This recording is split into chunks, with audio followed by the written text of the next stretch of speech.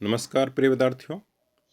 पिछले वीडियो में हमने अथवा पिछली कक्षा में हमने सूरदास सूरदास के पद पाठ के आपके अभ्यास जो प्रश्न हैं, प्रश्न संख्या 109, उनको उत्तर सहित हमने समझा था और आप लोगों ने अच्छी तरह समझ कर लिख लिया होगा, ऐसी मैं उम्मीद करता हूं।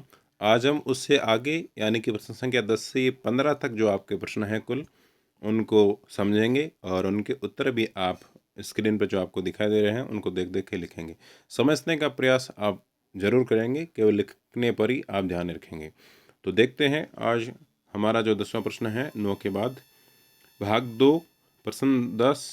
गोपियों को कृष्ण में ऐसे कौन से परिवर्तन दिखाई दिए जिनके कारण वे अपना मन वापस पा लेने की बात कहती है। वह परिवर्तन जो बताती हैं गोपियाँ, वह आपको बताने हैं जिनके कारण वह चाहती हैं कि हमारा मन हम वापस ले लें।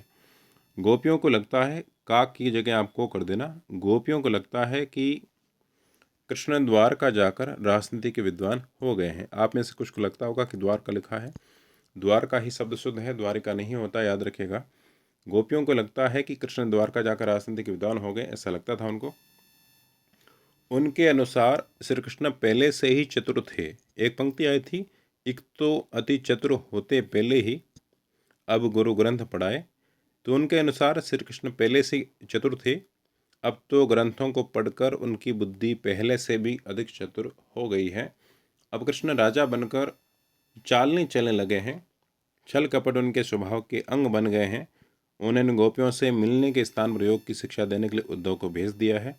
इन्हीं परिवर्तनों को देखकर गोपियां अपने को श्री कृष्ण के अनुराग से वापस लेना चाहती हैं। कुल मिलाकर गोपियों को लगता है कि श्री कृष्ण जैसे पहले थे वैसे अब नहीं रहे हैं। अब हम देखेंगे इसके बाद 11वां प्रश्न। गोपियों ने अपने वाक चातुर्य के आधार पर, वाक चातुर्य क्या है पहले ये समझिए। वाक चातुर्य, वाणी की जो चतुरता है वह कहलाती है वाक चातुर्य। गोपियों ने अपने वाक चातुर्य के आधार पर ज्ञानी उद्धव को परास्त कर दिया। उनके वाक चातुर्य की विशेषताएं लिखिए। जो परास्त किया था ज्ञानी उद्धव को, वाक चातुर्य से किया था, और वाक चातुर्य की विशेषता आपको बतानी है। वो आप पॉइंट के माध्यम से बता सकते हैं और ये जैसे मैंने लिखे वैसे बता सकते हैं। गोपियाँ वाक चतुर है, वे बातें बनाने में किसी को भी परास्त कर दें।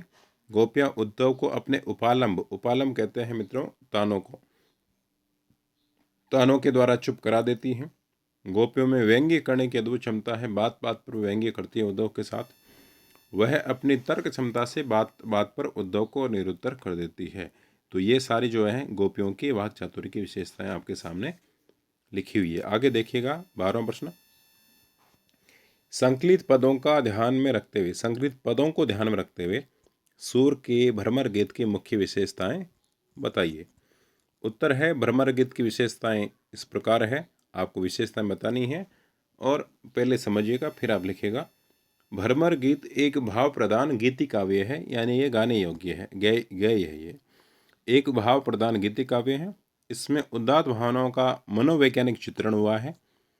सूरदास ने अपने भ्रमर गीत में निर्गुण ब्रह्म का खंडन किया है। जो निर्गुण है, जो गुणहीन है, दो धाराएं होती है, निर्गुण और सगुण। जो गुण सहित है सगुण, और जो गुणों से हीन है, जिसमें गुणों का अभाव है, वह निर्गुण है। तो भ्रमर गीत में निर्गुण ब्रह्म का खंडन किया है गोपियों के माध्यम से। भ्रमर गीत में शुद्ध साहित्यिक ब्रज भाषा का प्रयोग हुआ है, यानी कि जो सूरदास जी की भाषा है वह शुद्ध साहित्यिक ब्रज भाषा है। और उसके बाद भ्रमर गीत में उपालम की प्रधानता है, ताने हैं, व्यंग्य है, और इसमें सूरदास ने वीरे के समस्त भावों की स्वाभाविक एवं मार्मिक व्यंजना की है। भ्रमर गीत में उद्धव व गोपियों के माध्यम से ज्ञान को प्रेम के आगे नतमस्तक होते हुए बताया गया है, और ज्ञान के स्थान पर प्रेम को सर्वोपरि कहा गया। प्रेम को सर्वोपरि माना है ज्ञान के स्थान पर।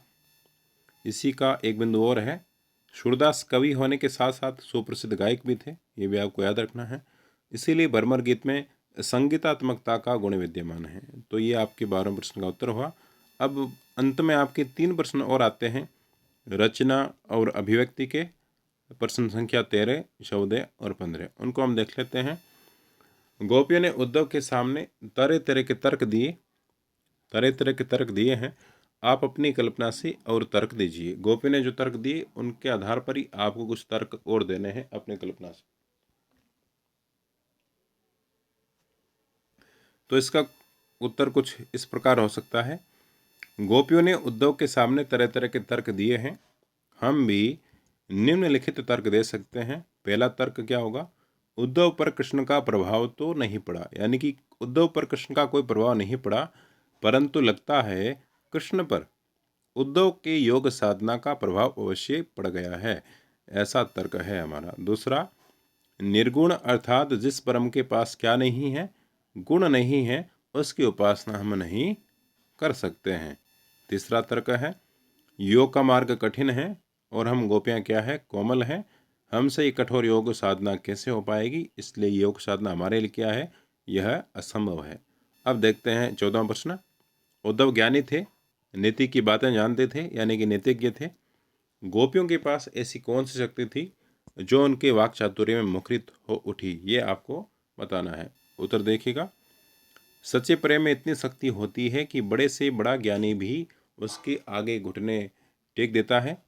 गोपियों के पास श्री कृष्ण के प्रति सच्चे प्रेम तथा भक्ति की शक्ति थी। किसकी? सच्चे प्रेम तथा भक्ति की शक्ति थी, जिसके कारण या जिस कारण उन्होंने उद्धव जैसे ज्ञानी तथा नीतिज्ञ को भी अपने वाक चातुर्य से परास्त कर दिया। अब ये हमारे सामने है अंतिम प्रश्न, और ये प्रश्न थोड़ा रचनात्मक प्रकार का है, क्योंकि ऊपर हमने देखा ही है, ये रटने का नहीं है, आपको सोच समझकर आप अपने शब्दों में भी उत्तर लिख सकते हैं। गोपियों ने एक बात कही थी, हरि है राजनीति पढ़ाए, उसी को आधार बना के प्रश्न बनाया है। गोपियों ने यह क्यों कहा कि हरि अब राजनीति पढ़ आए हैं? मैंने कहा ना कि हरि है अब राजनीति पढ़ आए, पंक्ति आपके आ रखी है, देख लीजिएगा। क्या आपको गोपियों के इस कथन का विस्तार समकालीन राजनीति में नजर आता है? स्पष्ट कीजिए। समकालीन राजनीति में इस पंक्ति का क्या कनेक्शन है, क्या विस्तार नजर आता है, वह आपको बताना है। देखते हैं उत्तर। गोपियों ने ऐसा इसलिए कहा है क्योंकि कृष्ण ने सीधी बातें ना करके, और जो राजनीतिज्ञ होते हैं वो सीधी बातें कभी नहीं करते हैं, रहस्यात्मक ढंग से, यानी कि घुमा फिरा कर बात करना राजनीतिज्ञों की आदत होती है, राजनेताओं की आदत होती है। सीधी बातें ना करके रहस्यात्मक ढंग से उद्धव के माध्यम से अपनी बात गोपियों तक पहुंचाए। किसके माध्यम से? उद्धव के माध्यम से। गोपियों का यह कथन कहीं न कहीं आज की भ्रष्ट राजनीति को परिभाषित कर रहा है। कौन सा कथन? हरि अब राजनीति पढ़ाए। आज की राजनीति तो सिर से पैर तक छल कपट से भरी हुई है, आप सभी जानते हैं। उन्हें जान दें तो धीरे धीरे जान जाएंगे। कृष्ण ने गोपियों को मिलने का वादा किया था और पूरा नहीं किया, वैसे ही आज राजनीति में लोग कई वादे करके भूल जाते हैं। राजनेता होते हैं, आपने देखा होगा, चुनाव में बहुत बड़ी बड़ी घोषणाएं करते हैं, लेकिन जैसे कृष्ण ने गोपियों से मिलने का वादा किया था, भूल गए थे, पूरा नहीं किया था, वैसे ही राजनेता बहुत सारे वादे करते हैं, लेकिन वह केवल वादे जो होते हैं वादे ही होते हैं और उनको पूरा कभी भी नहीं करते हैं। तो ये समकालीन राजनीति में इस कथन का विस्तार करके हमने उत्तर लिखा है। तो ये इस प्रकार आपके सूरदास पाठ के 15 प्रश्न थे, और 15 प्रश्न पिछले 3 वीडियो में और इस वीडियो में हमने सारा ही पाठ कंप्लीट किया है। इससे जो अगला वीडियो होगा इसी पाठ से संबंधित होगा, और इसमें हम ऑब्जेक्टिव टाइप प्रश्न और वन लाइनर जो प्रश्न हैं एक पंक्ति वाले वो करेंगे, क्योंकि पहले मैं कह चुका हूँ कि उनका वेटेज आपको बढ़ा दिया गया है। तो उस वीडियो को भी आप अच्छे से ज़रूर देखना, परीक्षा के लिए आपके बहुत उपयोगी रहेगा। और ऐसे जुड़े रहिए हमसे, ताकि थोड़ा हमें मोटिवेट रहूँ मैं आप लोगों से। और अगले वीडियो मिलेंगे हम बहुत जल्दी, तब तक आप पढ़ते रहिए, मस्त रहिए, खुश रहिए और स्वस्थ रहिए।